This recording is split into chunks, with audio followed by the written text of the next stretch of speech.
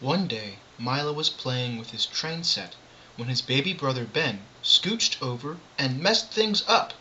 Milo cried out, "No fair!" and went to his room to calm down. Suddenly he heard a train whistle outside. He went downstairs, opened the back door, and there, sitting in his backyard, was a steam engine. He climbed aboard, the engine's wheels started to turn, and off they went. The steam engine stopped at the zoo, where an elephant, a giraffe, and a gorilla were waiting. Milo asked the animals if they wanted to ride in his train. They replied, "We would love to, but where would we sit?" Milo thought about it.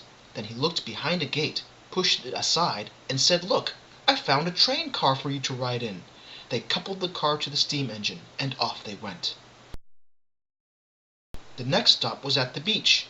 Milo looked into the ocean for some fish. Then he called out, "Would anybody like to ride in my train?" Suddenly an octopus, a fish, and a shark popped out of the water and said, "We would love to, but where would we sit?"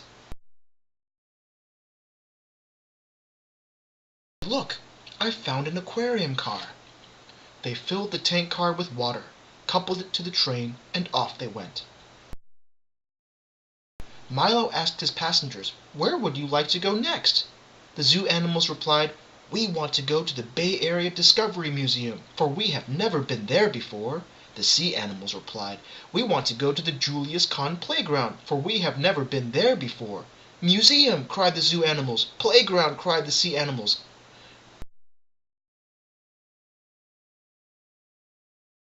"My friends, I will take you somewhere you have never been before." He pulled a special handle that made the train go fast and faster, really fast.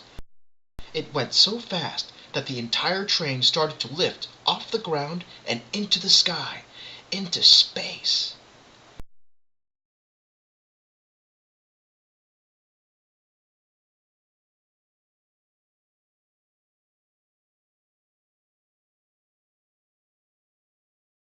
Milo saw a baby star all by itself and reached out for it and put it in his pocket.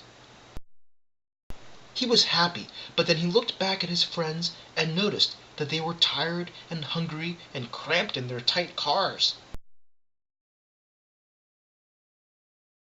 "It is time to take you back home."